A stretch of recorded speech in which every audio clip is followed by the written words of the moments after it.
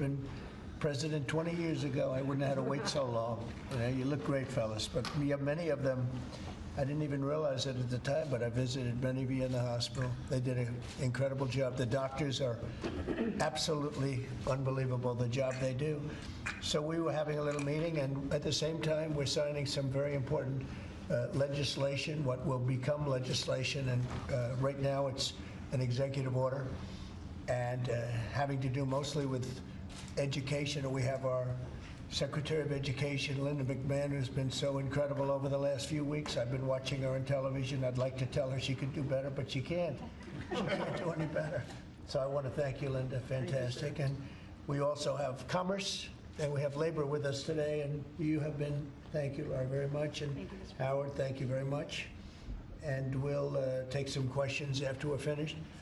Maybe I'll ask Will to step forward, and you can go through some of these. Yes, also, sir. Lindsay, you work with Will, two very talented lawyers, as you all know by now. Thank you, Mr. President. And we'll go through them. And Linda, why don't you come over here? In fact, why don't the three of you come over here? We also have a special guest with us today, sir. Oh, that's right. Annette Albright. Where is Annette? Annette Albright. Charlotte Mecklenburg, school teacher. Very special one. Thank you very much. Thank you. It's a great honor to have you. Got all sorts of awards for talent. That's good. Thank you very much for being with us. Appreciate it. Thank you.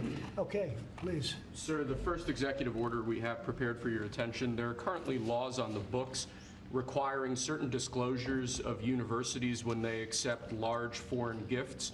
We believe that certain universities, including, for example, Harvard, have routinely violated this law, and this law has not been effectively enforced. So this executive order charges your departments and agencies with enforcing the laws on the books with respect to foreign gifts to American universities. Okay, thank you. Thank you very much. We'll put it right here. Next for you, sir, university accreditation is currently a process controlled by a number of third-party organizations. That's by statute, by law. Many of those third-party accreditors have relied on sort of woke ideology to accredit universities instead of accrediting based on merit and performance. This executive order affects a number of changes to the university accreditation process, also applies to law schools and other sort of graduate programs. But the basic idea is to force accreditation to be focused on the merit and the actual results that these universities are providing, as opposed to how woke these universities have gotten. So we're setting up new accreditation pathways. We're charging the Department of Education to really look holistically at this accreditation mess and hopefully make it much better. Will we look into the past people that they've taken? For instance, I hear all about certain great schools, and then we read where they're going to teach people basic math that we can all do very easily, but they can't do. They're, going to the top school, and they come out with a program of teaching basic math to somebody that got into a Harvard or a Princeton or a Yale. Is that part of this? When universities are not performing appropriately, whether that's in admissions or whether that's in their actual instructional activities, that's certainly something that accreditors should be considering, that right now we believe they're not doing a good enough job of, and I think Secretary McMahon could probably speak to that better than I could. So they're allowing people into school that can't do math, and yet kids who've worked really hard and number one in their class in a high school someplace in New Jersey or in Mississippi, they can't get into the best schools. What is that all about? Yeah, and I think that gets to your policy, sir, of meritocracy, that we should be looking at those who have real merit to get in, and we have to look harder at those universities that aren't enforcing that. Okay, thank you. And this pretty much does it, right? Yes, sir. Thank you.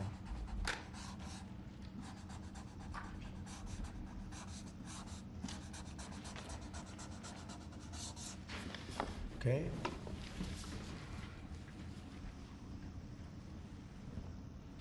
Thank you. Sir, during your first administration, you made promoting historically black colleges and universities, HBCUs, a major priority. This executive order takes existing law on HBCUs and brings it into effect. We're going to be setting up a White House initiative on HBCUs. The basic idea here is making sure that every aspect of your administration is working to ensure that HBCUs are able to do their job as effectively and as efficiently as possible. Okay.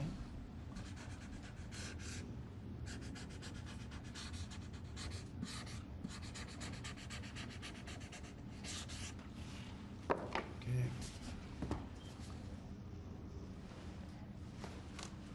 All right. This next executive order relates to artificial intelligence education, sir. You've obviously done a lot in the artificial intelligence space already.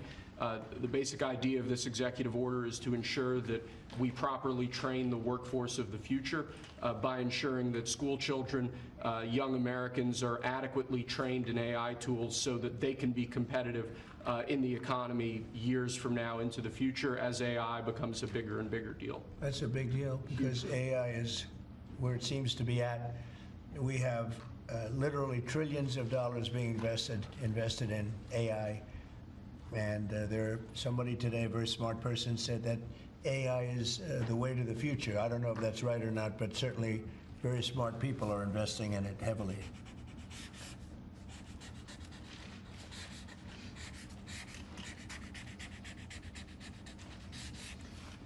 Good.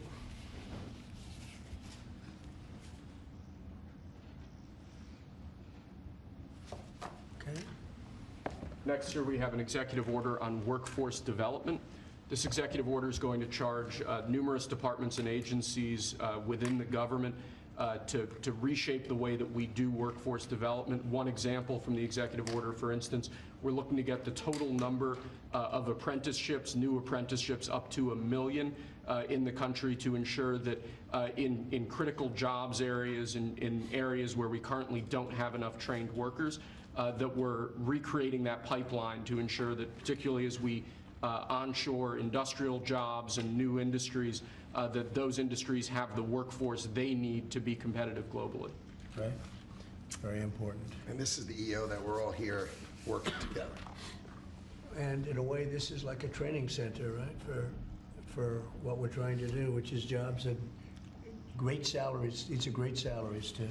Right, it's exactly, so all those factories that you're bringing in because of your trade policy, we're going to train people in trade craft, bring back trade craft to America so that people can work in these factories with great paying jobs, and we're going to train them, and we're going to remake the American dream for all these people. We're working together. That's right. Right, Lori? Absolutely. This plays right into America at Work Tour, which I have kicked off. We will work with our state partners and work with our businesses to see exactly who they need in that workforce, and we will skill and upskill these apprentices so they can get right to work and get in the field and build back this economy for exactly living the American dream. Bill, Laurie. Yeah. Thank you, sir. Thank you, Mr. President. Next, sir, we have an executive order on school discipline policies. Under, I believe it was the Biden administration, first Obama and then Biden, the Department of Justice issued guidance that made it almost impossible for schools to enforce adequate disciplinary policies. This created issues in the classroom for teachers and students alike. Basically, they focused on CRT and sort of diversity ideology instead of actually just enforcing the rules in classrooms to ensure a safe learning environment. This executive order revokes that prior guidance and puts us back in a place where hopefully the Department of Education can focus on education and teachers can focus on teaching in a safe environment. And this was important for you, Linda, as I understand it. Yeah, absolutely, because it gives teachers the authority now to have discipline in their classroom and discipline the person who is being disruptive. Great. We took that away.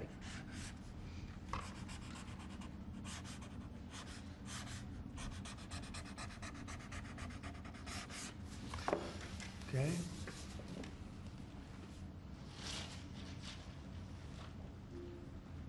Nice. Cool. Here, Linda, you should hold that. Lastly, sir, we have an executive order on disparate impact theory. This is a theory that underlies a lot of the modern DEI and CRT-driven diversity culture. The basic idea here is instructing your departments and agencies to no longer rely on disparate impact theory as they're regulating, as they're issuing guidance, as they're making rules. We want to focus on results. We want to focus on actual fairness. We want to focus on merit, not things like disparate impact theory and the whole sort of diversity, equity, and inclusion cult.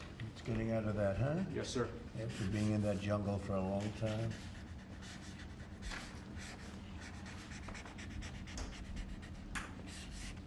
Okay. Thank you.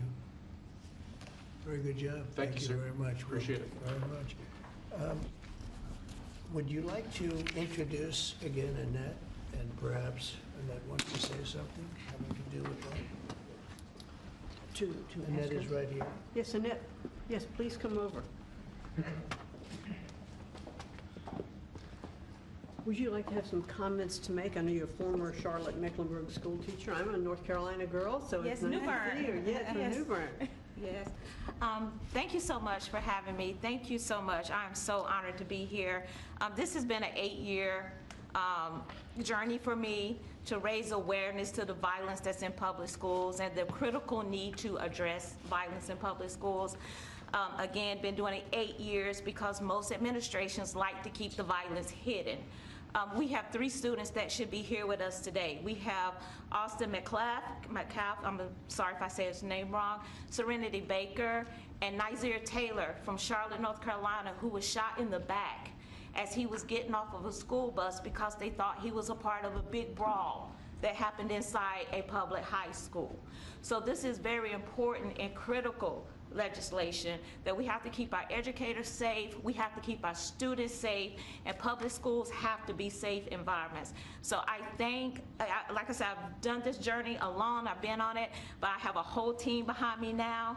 I spoke at the RNC, and I told millions that Donald Trump and his administration was going to make schools great again, and I feel that we're on the right path, and I'm just honored to be here. Thank you very much.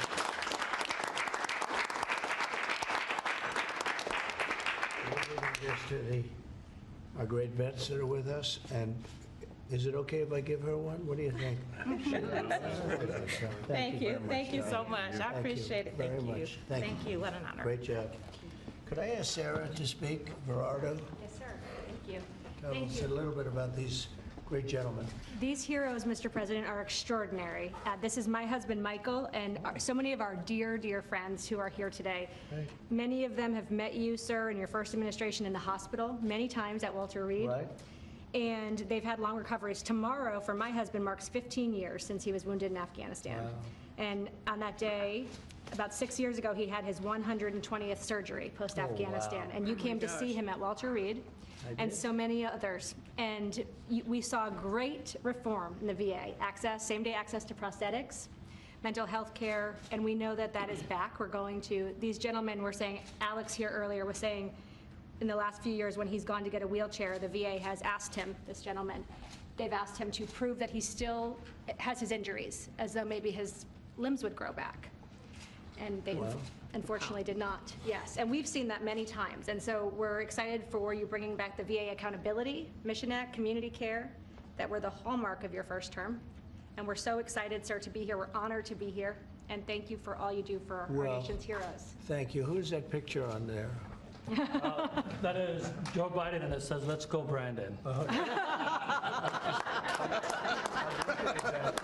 I'm saying, what was that picture? That's great. I told him he wasn't allowed to ask you to That's sign great. it. That's very good. Well, thank you all very much. Would you like to say anything, fellas? There's a big chance. You have a lot of good people watching that believe in you. They happen to be the media, but they believe very much in you like I do. Anybody? Mr. President, we're very happy with the energy that this administration is bringing, and it's an administration that does what it promises, and so we're behind you. We believe in you, and I think we all love you. We got to speak for everyone. Thank you very much. And I'm going to get you a better hat. Say I have better hats. That's a good one. That was the original. It was. That means he was there I've right been wearing from it the before it was cool. That's right. That's an early one. We'll save that one though, right? Yes, Mr. President. Thank you. Anybody, please? Well, I'd like to stay. Yeah. Okay. Oh, I was just going to say thank you for loving America, sir. Thank you very much. Thank you so much. Very nice. Thank you very much. True. Thank you. Sir, the man who spoke saved Michael Broder's life. And of course, he goes immediately to say thank you, as he was the one that saved Michael Broder, put him in the helicopter, and got him off the combat zone. Wow. So the selflessness of these men is unspeakable. That's great. See ya. Yeah, he's alive because of that man right here. That's very good.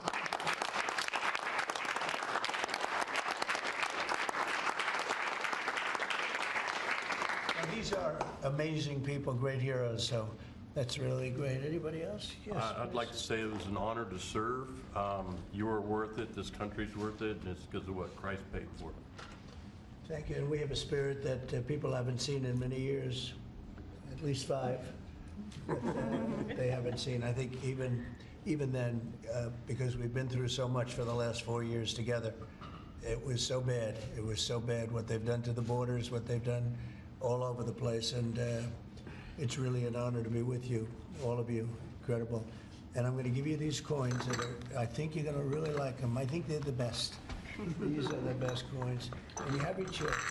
This is gunmetal. I don't know, soldiers like the black, but I think you like this one. It's okay. A lot of soldiers like the black. Here you go.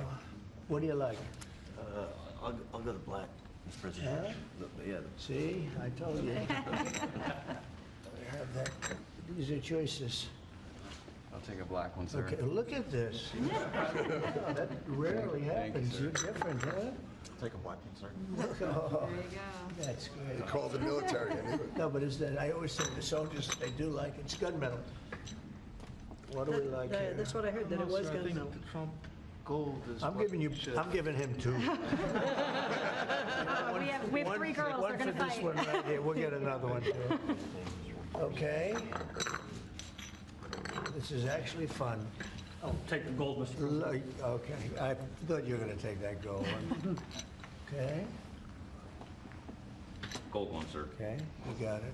I had an opportunity to sail across the Gulf of America 2 days after you named it right. Oh, wow, isn't that great?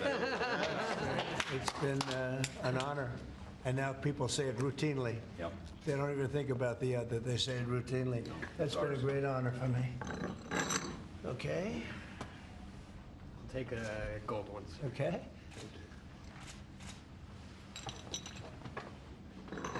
Almost even, I think gold has an edge. Oh, I would love a gold one, You sir. got it? Thank you so much. Thank The you. gold, it picked up at the end, right? So you all okay? That's good. So I want to thank you very much, and especially, that's a great story. Yeah? Sir. So what do you think of a guy like that? Pretty good. Oh, we actually, him and him, we all served together. Wow. And Jared over there. So you And guys, oh, I forgot. so you guys got hit, huh? Pretty good. You got hit. Pretty good. Amazing, We're in a amazing. pretty tough area in Kandahar, in the Arghandab River Valley, Right, right it's outside tough. Kandahar. Their unit had a more than 50% Purple Heart rate, sir, Wow. in 2010. You deserve it. You deserve that and more. We appreciate it so much. Brave, really brave, brilliant people. Thank you very much. Do you have any questions of the guys here? I want to Mr. say President. thank you to the veterans who are here. Absolutely. Thank you so much for defending us. And then I wanted to ask you, Mr. President, because you said you want to bring the tariffs on China down soon. How soon do you want to bring the tariffs on Chinese goods Well, that down? depends on them. We have a situation where we have a very, very great place. It's called the United States of America, and it's been ripped off for years and years. These people know it. We talked about it before you came in. We've been ripped off by every country in the world practically, and friend and foe. And we're not doing that anymore. So what's happened is Howard, how many countries have we spoken to already? 90. 90. And they all want to make deals, and we're going to make deals, but they're going to be fair deals. They're not going to be rip-off deals. And, you know, we were losing almost $5 billion a year. No country can do that. And now we have it down almost to even, maybe even better than even, because of the tariffs on cars and aluminum and steel. We have tariffs 25% on cars, aluminum and steel.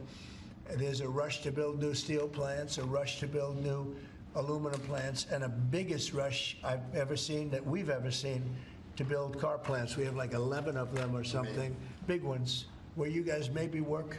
Maybe you won't want to work, you'll do something else instead of that. But if you like cars, you'd like to work at one of these plants, the biggest plants in the world. 3 of them have left Mexico before construction started, 1 of them during construction, and they're coming to this country. They're coming back. Don't forget, and we get along great with Mexico, but Mexico took 32% of our car building business. So it's amazing what's happened. Remember this number, anywhere from $3 to $5 billion a day. That's not $1 million, that's $1 billion a day. Nobody can even imagine it. And that's what we were losing. And, you know, hence we have $36 trillion in debt and everything else. And in the end, I think what's going to happen is we're going to have great deals. And by the way, if we don't have a deal with a company or a country, we're going to set the tariff. We just set the tariff. It's something that we think that will happen, I'd say, over the next couple of weeks. Wouldn't you say? I think so. Over the next 2-3 weeks. We'll be setting the number, and we're going to pick, could be for China too, could be for China. We're dealing with almost all of them. Too many to fully deal with, but we're going to be fair to them. But we're dealing with a lot of countries right now, and could be with China, but maybe we'll make a special, you know, a deal, and we'll see what it will be. Right now it's 145%, that's very high. It got there because of the fentanyl. They're sending, you know, massive amounts of fentanyl into our country and killing a lot of people, probably 200,000 plus a year, wiping them out. You probably all have friends who were killed, somebody was killed in your family or your friends with fentanyl, and somehow it's made almost exclusively in China. And as you know, we essentially taxed them 10 and then another 10. We also taxed Mexico 25, and we taxed Canada 25. And that's the kind of money, that's what's pouring into our country right now. And it's gotten us down from losing $3 to $5 billion a day to actually making money, but breaking even, let's say, but we're going to make a lot of money. And that money is going to be used to reduce taxes. We're going to get big tax breaks. We're going to, you know, there was a time, I said it this morning, I think some of you were there was a time from 1870 to 1913, it was a long time ago, we were an all-tariff nation. Foreign nations paid taxes. They paid money to us in the form of tariffs. And that was when we were the wealthiest. We were the wealthiest proportionately that we ever were. And they formed committees in 1887 in particular, but they formed committees to determine what we should do with all the money. We had so much money, you guys would have loved it. We had so much money, they didn't know what to do with it. We gave it away to different causes, and you haven't seen that too much anymore, although we give plenty away, but now we shouldn't be giving it away. We have to take care of ourselves first, right? Absolutely. But we were very wealthy, and proportionately the wealthiest we ever were. We built the Panama Canal. Jimmy Carter gave that away for $1, by the way. One of the most profitable things ever built, the Panama Canal. We gave it away for $1 to Panama. Why? I don't know. Nobody knows, but that's what we had. We had people like that sitting behind this desk. And that shouldn't have happened. Panama Canal, it was the most expensive thing ever built by our country in history. I'm talking relative dollars. We've never built anything so expensive. I think it was the equivalent of $1.7 billion. And we've never built anything like that. We built a lot of things, but never so expensive. Then we started building other things. We had a lot of money to do it, all based on foreign countries coming in and paying us tariffs. And we're doing that again, and I think we're going to make so much that we're going to be able to reduce taxes in this country by a lot. And we're also going to treat those countries very fairly. But if we don't make a deal, which is possible, we're going to just set the price. Because you remember, they have to come in, they want to come in here, and they want to do business with the United States. So we want to set a fair price, and we'll do that. We're going to be very fair, but we'll set a fair price. And then they can make a determination as to whether or not they want to do business with the United States. And I think most of them will. And I think we're going to treat them very fairly. Were you worried about what the 145% tariffs were doing to small businesses here in the U.S.? Is that why you're bringing it down? No, I haven't brought it down. I haven't brought it, still 145. I haven't brought it down. I said it's a high tariff. It is a high tariff, but I haven't brought it down. It basically means China's not doing any business with us, essentially, because it's a very high number. So when you add that to the price of a product, you know, a lot of those products aren't going to sell. But China's not doing any business. They were doing $1.1 trillion. Think of that, $1.1 trillion. You know what that is? And it was just very unfair to us. And we were doing very little, relatively very little with them. It was a one-sided, very one-sided. But we get along. I get along very well with President Xi, and I hope we can make a deal. Otherwise, we'll set a price, and hopefully they'll come here and they'll contribute. And if they don't, that's okay. So on your trip to Rome, there's a lot of leaders attending the Pope's funeral who also said they'd like to meet with you while you're there. Do you have any meetings set up? Or are you looking to Yes, meet? I do. I have a lot of meetings set up. I don't know if I can do it. Do you want to help me out, fellas? I got a lot of meetings. I got every leader in the world, which tells you that we have a good product. It's called the United States of America, and it's great. And these people know about it better than anybody in this room. But we have a great place, and it should be a lot greater. And that's what we're going to do. We're going to make it greater than ever before. It's very simple. Who are you going to be meeting with, President Zelensky? Well, I have a lot of meetings set up, yeah. And are you A lot. bringing anyone with you in the U.S. delegation to the funeral, like Secretary Rubio or a former president? We have a couple of people coming. We'll announce it probably this evening or tomorrow. First Lady's going, and some people are coming with me from staff. But we'll have a number of people going. It's going to be, I'm sure it's going to be a beautiful ceremony. Okay? I had one on Ukraine, but I wanted to ask you one about veterans since they are here today, and thank you for your service and sacrifice. I wanted to ask you about the cuts that have been made, including with the VA. Can you assure that veterans like these men here, those that have been suffering from mental health issues or burn pits, for example, will be taken care of? Yeah, very much so. In fact, they will tell you it's been better with me than any president in history. We had a 92% approval rating, which is unheard of, up 50 points from the previous administration in my first 4 years, and we're doing better now. And in fact, now they have something to call in doctor stuff where it's really become, it's really become modernized and great. We don't have to go and travel sometimes long distances to get to a clinic or get to the VA. And I just heard this morning, I was listening to Doug Collins, who's the secretary. He was being interviewed, and the numbers are incredible. The approval ratings are the highest I've never heard numbers like this. It's better than the first 4 years. So no, there's no group of people more important than the people in this room. And I am not talking about the media. I'm talking about these people right here. There's no group, and they're going to be taken really well care of. That's very important to me. And on the war in Ukraine, are you going to be meeting with President Zelensky? He's asked to meet with you this weekend. Will you be meeting with him? I don't know. I don't know that he's going to the funeral or not, but I just hope he gets this thing solved, because we're losing about, think of this, 5,000. I was saying 2,500, and everyone was telling me that's low. 5,000 soldiers are being killed every week, approximately. Think of that. Every week, 5,000 soldiers, but let's say from 3,000 to 5,000 are being killed. They're Russian and Ukrainian. They're not Americans, but they're Russian, but they're people. And they're humans. They're human beings. They have families. They wave goodbye to their son, and then they get a call that the son's no longer there. It's a vicious war, and if I can help solve it, we're not losing our soldiers, but we're losing soldiers, a lot of people. And if I can solve it because of a certain ability, that would be great. And if it doesn't happen, I will say that I think Russia is ready, and a lot of people said Russia wanted to go for the whole thing.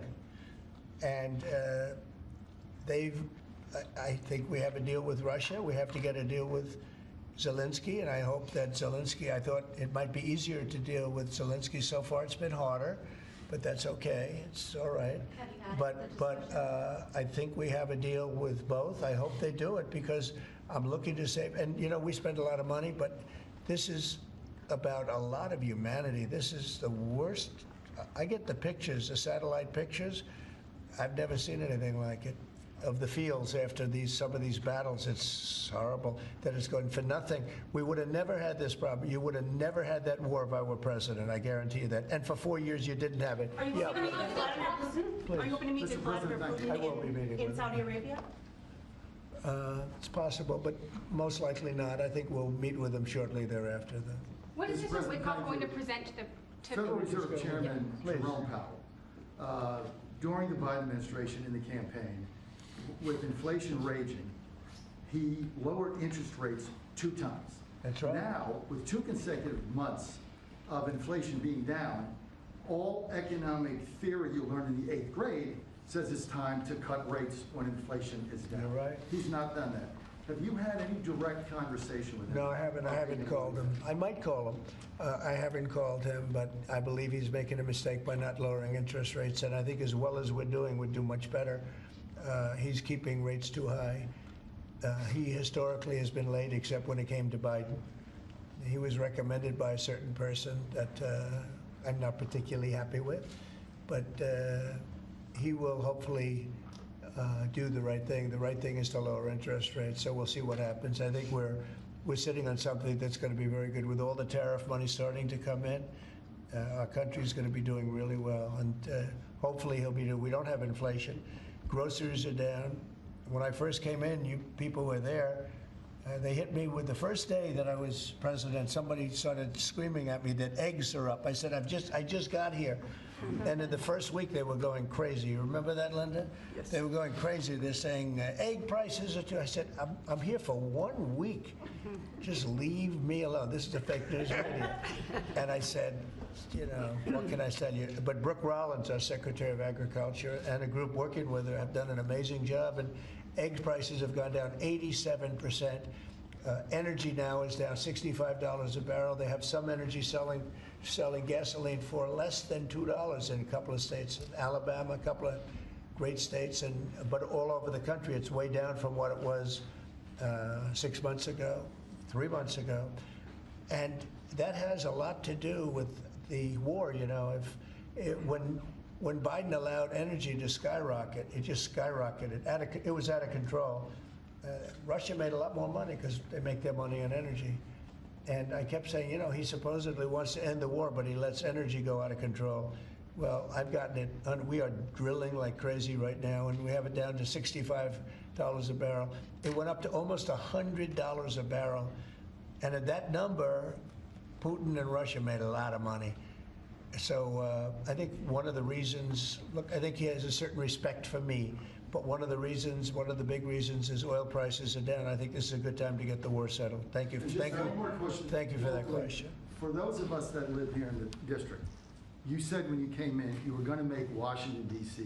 great again. Right. One of the issues we've got right now is we understand there might be an imminent deal between the owner of the Washington football team, whatever you want to call them now, Commanders, and locally in getting the Redskins back to D.C. and RFK Stadium. That's on federal property. Right. Are you going to be involved in that negotiation? Yeah. And would one of the stipulations be they change their name back to the Redskins? Oh, I say, well, that's a little bit, nobody's asked me that one. Look, I think when the Indian population is a great part of this country, a great heritage. And we were talking about Massapequa, Long Island, the Chiefs, they call themselves the Chiefs, or the Kansas City Chiefs. They're not changing their name. A great team, great people, great owners, great coach and quarterback. I love the quarterback, like his girlfriend too, and his wife. His wife is great. She's been a big fan. His quarterback's mother is incredible. I like that team. They're called the Chiefs, and frankly, I see nothing wrong with it. They call them the Warriors, and not that team, but a lot of other teams, and all of these Indian surnames and different names. And I'm saying that I think that's a positive thing. And when you go back to Indians, they polled this. They don't know why these names are being taken off. They're trying to. I think it's degrading to the Indian population, and it's a great population, and they like when they're called by various names. Now, Washington. The Redskins, perhaps that's a little bit different, but I can tell you that I spoke to people of Indian heritage that love that name and they love that team, and I think it's I think it's a superior name to what they have right now, and it had heritage behind it. It had something special. But a lot of the names having to do with, different places, not just Indians, but I think they changed the name of the Cleveland Indians. Why would you take the name Indians off the Cleveland Indians? And now it's called the Cleveland something else. Right? Guardians, it just doesn't make sense to me. So, we're about bringing common sense back to this country. And it may be popular or unpopular what I'm saying and I've just said to you. He's a nice guy. He got a lot out of me on this one, but I mean, I think most people agree with me. I think it really is demeaning to Indians. But to change the name of the Cleveland Indians as an example to the Cleveland Guardians is not the same, and I'm sure it has an impact on the team. Please. Sir, thank you, sir. Elon Musk said he'll be stepping back from his work with DOGE a little bit and only dedicating maybe a day or two a week to it. How long would you like to see that continue, and how involved would you like to see him continue to be after? Well, first of all, I can't speak more highly about any individual. He's an incredible guy. He's a brilliant guy. He's a wonderful person. I've seen him with his family. I've seen him with a lot of his children. He's got a lot of children. He treats them good. He loves his children. But he's a brilliant guy, and he was a tremendous help, both in the campaign and in what he's done with DOGE. And, we're talking about almost $200 billion and rising fast, because many of the things that we were looking at are now being found out to be fact. It's terrible. I mean, the fraud, the waste, the abuse, everything that's happened is just terrible. So I also know that he was treated very unfairly by I guess you'd call it the public, by some of the public, not by all of it. He makes an incredible car, everything he does is good, but they took it out on Tesla. And I just thought it was so unfair because he's trying to help the country. But he has helped the country. I also want him to make sure that he's going to be in great shape, and I know he is. I mean, he's going to do great. He loves the country. He didn't need to do this. He did it. And I told him, I said, whenever you're ready, I'd like to keep him for a long time, but whenever you're ready, he's an exceptional guy. When you see those rockets go up and come back and land in the same gantry, nobody else can do that but this man. So he's just an incredible person, and he's a friend of mine, and he's a nice person, too. He's a very nice person. He really helped the country, saved us a lot of money. And I heard him say that he'll start easing, he was always at this time going to ease out. And when he goes back to Tesla, that'll be taken care of. It's artificial. These were sick people that thought they were doing something. He's a great patriot, and it shouldn't be the way, that should never have happened to him. And I will tell you right now, he makes a great product. He makes a great product. It's a great car. It's great everything. Starlink is great. What he does is good. He's doing medical things that are amazing. And we have to, at some point, let him go and do that. And we expect him to be doing it about this time. But I'll talk to Elon about it. Thank you for the question. A second question. Yeah. Canada has an election coming up. Do you have a prediction for that, and what do you think the results of With that respect to Canada? with the negotiations? Oh, I don't want to predict other nations' elections. It's tough enough doing this one. Look, I love the Canadian people. I like Canada, but it's costing us $200 billion a year to support Canada. $200 billion. And I say, why are we doing that? You know what? We can make our own cars. We have more energy than they do. We have more energy than anybody in the world. We don't need their lumber, obviously. We have more lumber. We have a lot of lumber. We have a lot of everything that they sell us. But in particular cars, they took a large percentage of the car making, and I want to bring it back to this country. I really don't want cars from Canada. So when I put tariffs on Canada, they're paying 25%, but that could go up in terms of cars. When we put tariffs on, all we're doing is we're saying we don't want your cars in all due respect.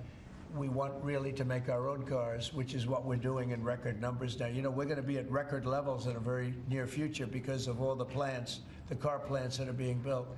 And I'd rather see them made in Michigan and made in South Carolina and made in different states, Tennessee. We have a lot of great car-making states, and we have some that aren't car-making yet, but they will soon be car-making states. And that's what I want to see for our country. At the same time, I want to help Canada. I have spoken to the current Prime Minister. He was very, very nice, I will say. Very nice. We had a couple of very nice conversations, very good. But I don't think it's appropriate for me to get involved in their election. Mr. President, if I may, this deal that you have with Russia, does it include recognizing Russia's sovereignty over Crimea? Well, everything is good. Look, I just want to see the war end. I don't care. If they're both happy, they both sign an agreement. I have no favorites. I don't want to have any favorites. I want to have a deal done. I want to save the lives. Now, with that being said, we're spending hundreds of billions of dollars through Biden. Biden should have never let that war happen. We're spending hundreds of billions, maybe $350 billion we've given to Ukraine. And we could use that money right here. So I'd like to see that. But most importantly right now is when I see the pictures, the satellite pictures of the battlefield, if I can stop that because of an ability I have to do things, I want to see if I can do that. Yeah. Mr. President, thank you. On tariffs, you just mentioned that 25% could go up on cars in terms of Canada. Does that mean that you're considering changes to the auto tariffs and auto parts? No, we're not considering it now, but at some point it could go up, yeah, because, again, we don't really want Canada to make cars for us, to put it bluntly. We want to make our own cars, and we're now equipped to do that. They took a lot of our car business. Mexico, too, took a lot of our car business. We want to make the cars here. I'm running this country. I'm not running Canada. And that's why I asked Trudeau, who I call Governor Trudeau affectionately, but I asked him, why are we spending $200 billion to support Canada, to subsidize Canada? And he was unable to answer the question. I mean, why are we doing that? And I have to be honest, as a state, it works great. As a nation, considering the fact that most of the nation, 95% of Canada, what they do is they buy from us and they sell to us. They sell to us. If we didn't buy their oil, and we don't need their oil. We have more oil than anyone, but we don't need their oil. We don't need their lumber. We don't need their cars. We don't need anything. So I said, why are we doing this? Why are we spending $200 billion? It doesn't make sense. If we needed something, that would be a different subject. So I'm working well with Canada. We're doing very well. We're working on a deal. We'll see what happens. But again, why, representing this country, why are we spending $200 billion to support and subsidize another country? Because if they didn't have us, and if we didn't spend that money, as Trudeau told me, they would cease to exist. He said that to me. They would cease to exist, which is true, certainly as a country. And then on tourism, there's been a steep drop-off in international travel to the United States. It was down 12% last month, down even more from Western Europe. Why do you think that there are fewer people suddenly who want to travel to the United States? Well, there could be a little, there's a little nationalism there, I guess, perhaps. It's not a big deal, but, with the dollar being where it is, because, China would always fight for having a low dollar. Japan would always fight for having a low dollar, meaning a low yen, or in the case of China, the yuan.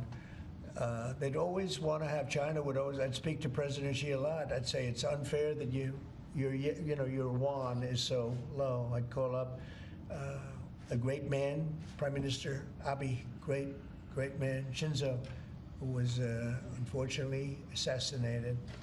And I used to tell you, he was a good friend of mine. I used to say, Shinzo, you can't let your yen go down. It makes it very hard for us to sell tractors. It makes it very hard to us to get tourism. And our dollar is a little bit on the low side. And that means that a lot of tourism is going to come in. But I could see a little bit of nationalism at work. And I can see it likewise with us, not wanting to go to certain countries. But that will work out very Do easily. you think some people are scared to come here because they hear the stories of tourists who are detained for a few days No. or even a week or two? No, we treat our tourists great. We're the tourism capital of the world. There's no place like this. And there may be a little bit of nationalism, but I doubt it. I actually doubt it, yeah. Mr. President, has there been any direct contact between the U.S. and China trade at all? Yeah, of course. And Every day. every day. And then secondly, would you support a millionaire tax? I think it would be very disruptive because a lot of the millionaires would leave the country. You know, in the old days, they left states. They go from one state to the other. Now with transportation so quick and so easy, they leave countries. You'll lose a lot of money if you do that. That would, and other countries that have done it have lost a lot of people. They lose their wealthy people. That would be bad because the wealthy people pay the tax. Okay? Sir, how did the talks today go in London? Do you think that the asks from Ukraine and I think they went well. I mean, you know, we got to get two strong people, two smart people to agree. And as soon as they agree, the killing will stop. But yeah, I think they went well, pretty well. So as you Mr. stood President, watching we understand that you, your economic team, many of them are here today, J.D. Vance, has negotiated what's been called a monster trade deal with India, like biggest one ever. Can you share with us what some of the framework of that might be? You said England. India. India? India. Oh. Muslim. They're not very complicated, these deals. It's about the tariffs. India charges almost more than any other country in the world. And believe it or not, we do very little business with India, other than the fact that I like the Prime Minister very much. He's a friend of mine. He was here 2 weeks ago, as you know. And we stood right outside at a news conference. Unfortunately, the grass was very wet. And it was very hard for people to stand on the grass. They got their shoes all ruined. But other than that, it was a very good news conference. And he's a great guy. But we do very little business. You know why? Because their tariffs are so high. They have among the highest tariffs, higher than China. They have among the highest tariffs in the world. And I understand they're going to reduce those tariffs. But it's really sort of their problem, not ours. We do very, very little purchasing in India because and selling. We do very little selling. I mean, Harley Davidson, I said, how are you doing in India? This is about 6 years ago. They came to lunch as a great American company. They make the motorcycles. And I said, how are you doing in India, as an example? Well, we don't do any business there. Why? Because the tariffs are too high. I said, that's interesting. Well, what are you going to do? He said, well, we're going to build a plant in India. And that's what they did. I don't want that to happen. They were forced to build a plant. Well, essentially what we're doing is the same thing. Remember, there's no tariff when they build their plant here. And everybody wants to build because they don't want, and the higher the tariffs go, the more likely it is they come in and build a plant, you know? I mean, if it's 25%, that's fine. If it's 50%, you'll get more plants. 75, you get more. And 100, you get more than that. And they're all coming in at numbers that nobody's, I don't think, Howard, there's ever been numbers like we've seen. Never. $7-8 trillion worth in 2 months. Because it took me a month to get started, in all fairness, but in 2 months we did this, and now we're coming up on 100 days, first 100 days, and I think we're going to be close to $8 trillion. There was never any president that did even a tiny percentage of that. Okay, any other questions? Sure, we're going to have a deal signed, one of the deals signed by your 100-day mark, and China is saying that you were threatening and blackmailing them into a deal. What would be your response? Well, I mean, China, look, I have great relationships in China, and with President Xi in particular, but China has been charging us massive tariffs for many years. That's one of the reasons they were able to steal so many of our companies. They took our companies out of America, and they built their plants in China. And one of those things, so now we're reversing it, but at levels that nobody's ever seen before. No, we're going to get along great with China, I have no doubt about it. Thank you very much, everybody. Thank you, press. Thank you. Thank you. Thank you. Keep going. Right out the door that way. Thanks, guys. Thank you. Thank